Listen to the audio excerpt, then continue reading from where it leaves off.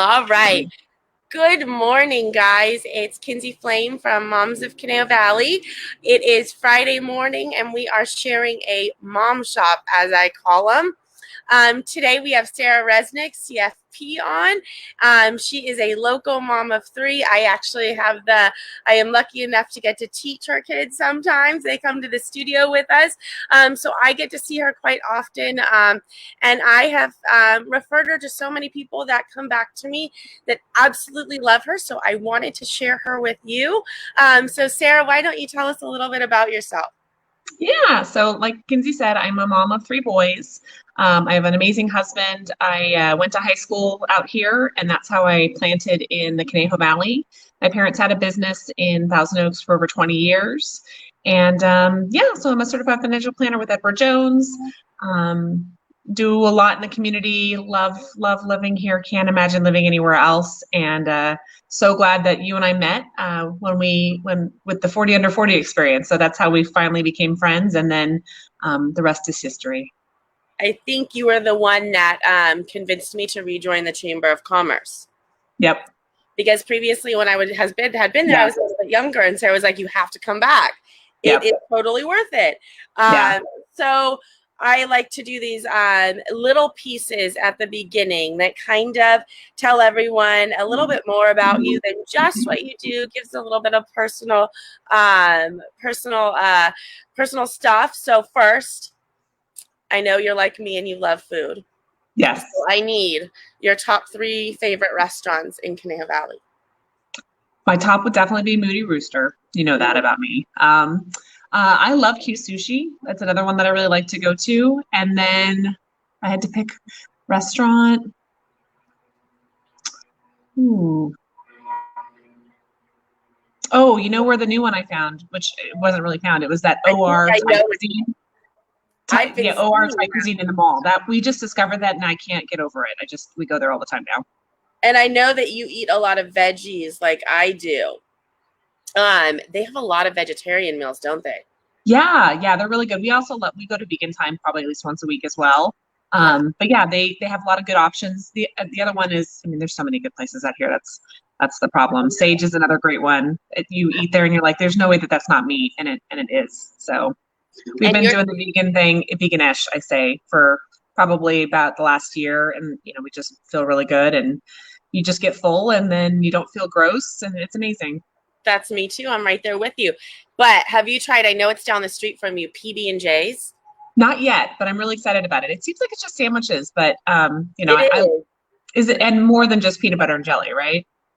Yes, Yeah, much more than just peanut butter and jelly. It is. We yeah, used to drive to Carpinteria to carb, go get them. yeah, It's yeah. so But worth. that's probably just made our lunch choice for today. So Nice. Well, I'm glad I could help you. yeah, My next question is, what one piece of advice could you give new moms? If you could give them just one, just the I biggest one I that you feel. I think keep the oxygen mask on yourself first. That's really hard. There's a lot of mom shaming out there.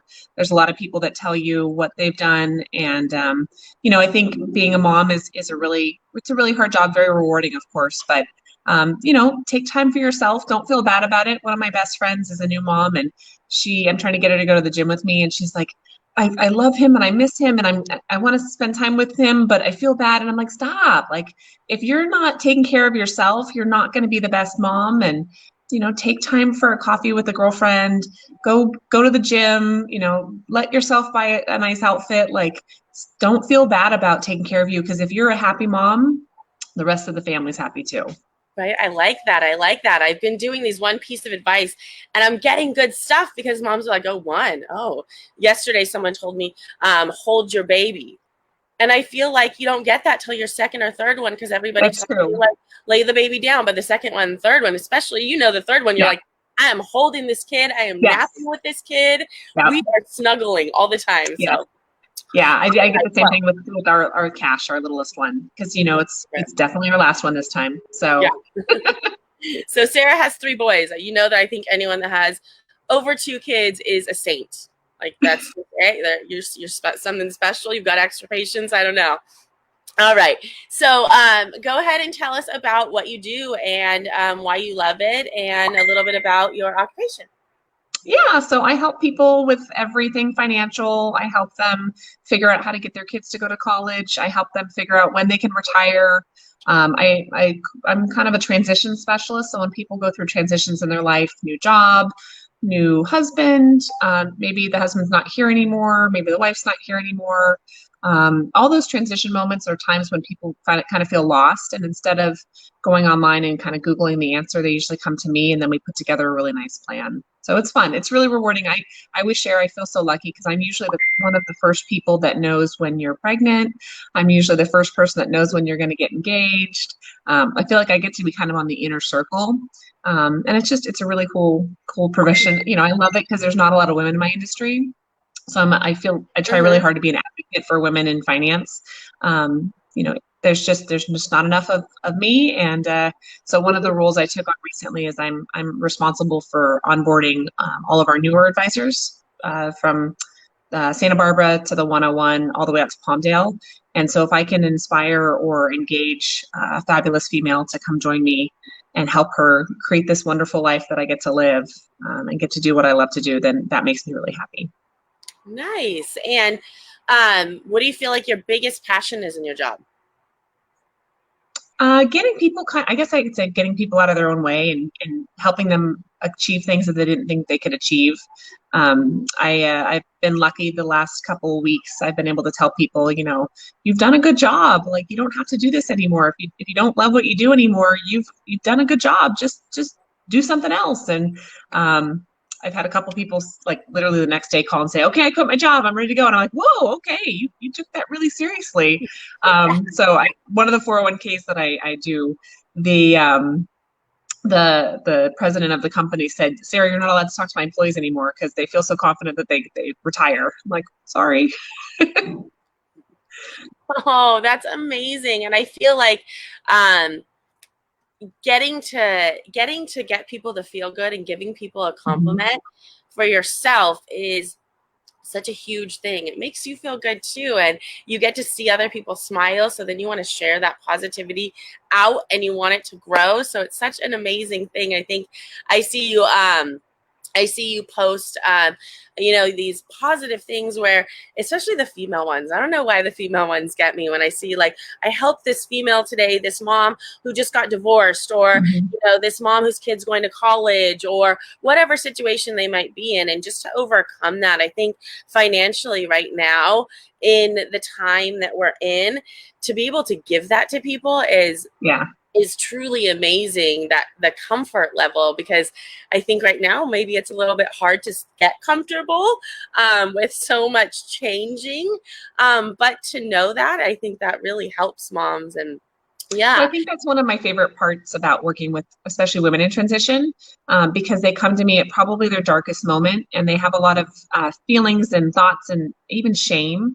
And because I've been able to help, you know, over 100 women get through that really rough time, um, seeing the weight that gets like you can almost see the weight that gets lifted when they leave the office because they felt like I was going to tell them that they're never going to be able to do anything, that they're going to be, you know, living in a box, and then they just we have a plan after that, and then they're okay.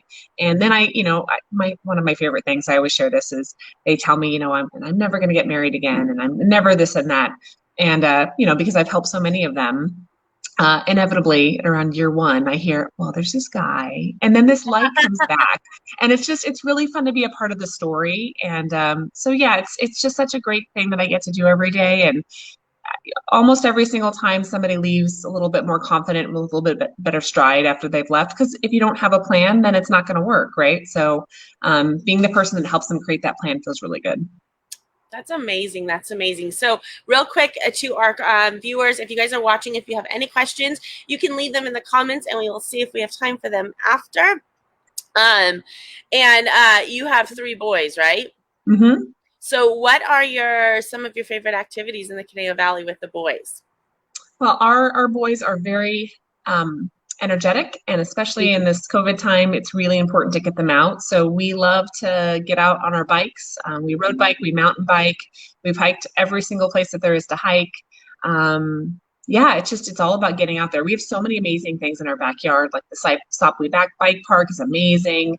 Getting to see these little guys race down the berms and everything scares the crud out of me, but it's amazing. So we're so lucky that we live where we live, that we have all these hikes and things to do. So yeah, that's what we do. Anything active and outdoors is what we do. Yeah, I think that We especially, and also love you and I share the love for travel. I Hopefully next year we'll get to do the see the world again together. I have tickets to Paris for New Year's. Well, we'll see. I am. I'm trying to stay positive about it. I figure if we go, Yeah, amazing. I didn't expect yeah, that. I yeah, didn't expect that. If we yeah, don't go, I expected that, and that's just the way it is. And yeah. I feel like there's a lot of places that you can go, and I Hmm. feel comfortably social distance that aren't Yeah, very far. yeah. We actually traveled to San Francisco in Hmm. August, and I told Jake, I said, this is probably the cleanest time we've ever traveled. Yeah, totally. Everything in the airport was like spotless. I was like, I'm not going to complain about anything. But there's a lot of places to go that I feel like you can plan your trip to do things outside. Like Yes. Yeah, we're not going to Las Vegas because we're not going to right. probably do anything inside. But if I can No. plan a trip that's outside, Yeah, that's doable. Especially I feel like with kids, like yeah, getting out of your own world for a minute, yeah. especially for parents, and being able to focus on your kids. And I watched the movie the show Social Dilemma. Oh, I'm working on that. Turned off all my notifications. Well, I think it's one of the best because I think, we love to travel. We don't spend money on things. We spend our money on experiences because I think that's the gift that we can give our kids. Yeah. And so my oldest one has probably been to more countries than he'll probably do states. So I think one of the upsides of this strange time that we're in is that we're learning to go to places that we probably wouldn't have gone because we would have been somewhere else. Yeah, so I mean it's great. We've done Mammoth a couple times, we've done Tahoe. There's so many cool places that are only a couple hours away. So yeah, it's not so bad. Right? Yeah, I can't. I have no complaints right now of life. COVID has changed things a little bit, I think, Hmm. for us. But I think in the end, maybe it's made us a little bit more grateful and Hmm. more aware of what we're doing and how we're spending our time because Yes. we've got a little bit more of it. I think Well, all and I of think we're all kind of forced to not to slow down, right? We're not at baseball and then soccer and then this and then that. And I think a couple of years from now, when this is all behind us, we will not regret all of the time we spent together. I mean, I've seen more of my parents and my in-laws and my kids than I probably ever would have. Mhm. And we've all kind of learned how to work remotely, which I think is brilliant. If this would have happened 10 years ago, it would have been really bad. But we can all Zoom and I Right? think I think the world will be totally different going forward in a better way. Yeah, I think that my kids will come out of this and they will say, "Do you remember that time that you guys just stayed home for all that time? We were home Yeah, all and it was together." awesome. We played in the front yard and we made forts and Yeah, we had lunch every single day together. Like that never happened before. gosh, I fear when my children go back to school and like they don't get like air fryer chicken nuggets hot and Yeah, french fries for lunch. I'm like, you're gonna have to eat cold food, and they're like, I know. I am not going back to school. I'm fine with it. I need my good food. Yeah. Um, and last question for you: you call yourself a financial Sherpa? Is that right? Hmm. Yep. Why? Give us the story behind it and why you feel like it inspires you. So I had a client actually coin that one for me, and we love to hike, and the analogy she used was you've helped me get up the mountain, and you're helping me now get down. And so I help my clients get up the mountain to whatever their accomplishments or things that they want to achieve are. Most of the time, people come to me eventually with the first goal is retirement. So I help them get up the mountain to retirement. I also help them successfully get down. The statistic of Mount Everest is 70% of deaths occur upon descent, which is really sad. You make it up this Oh big my giant god! mountain, and then you die on the way down. So Oh, I don't physically attach myself to my clients, but I do take on clients that I feel I can successfully get up the mountain. I have the luxury of being a little selective. So if someone's going to keep trying to jump off the mountain, well, I'm connected to them, right? So I don't Yeah. want to have clients that are, not making their goals and their things that they want to do. And I think because I've helped, hundreds of people get up the mountains that they want to get up, I can help them see around the corner. I know the bends that are going to come around the corner. And it's really, like I mentioned at the beginning, it's really fun to accomplish things together. It's fun. Yeah. Nice. Well, thank you for joining us. Um, don't forget, guys, I'm going to share Sarah's website right here on the Facebook screen. So if you need anything like this, I feel like everybody needs something like this.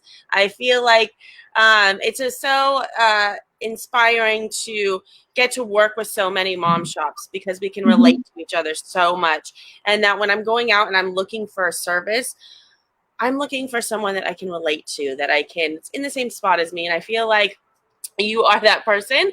Um, so if you are interested in talking with Sarah, please make sure to check out her Facebook page right below. And remember, you can ask questions on this broadcast later on, and Sarah will come back on and answer them for you. And I hope everyone has a great weekend. Don't forget to wear your mask and social distance, and we'll see you guys later. Bye, guys. Bye. Thanks.